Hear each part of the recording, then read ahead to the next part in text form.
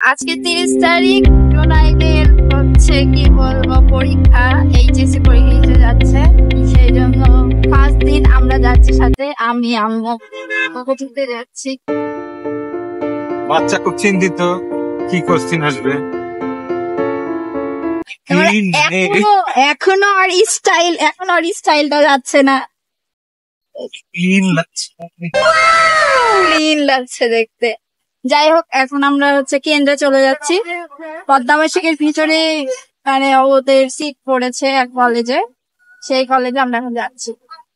আম্মুর হচ্ছে বেশি টেনশন, মনে হচ্ছে আম্মুই পরীক্ষা দিতে যাচ্ছে। ভাইয়ের থেকে মা বেশি টেনশনে। এইরকম দিন আমারও এসেছিল, আর সেই দিনটাতে আমিও এরকম খুব টেনশনেই ছিলাম। একটা নার্ভাস কাজ করতো যে এক্সামে যাব, কি কমন পড়বে না পড়বে।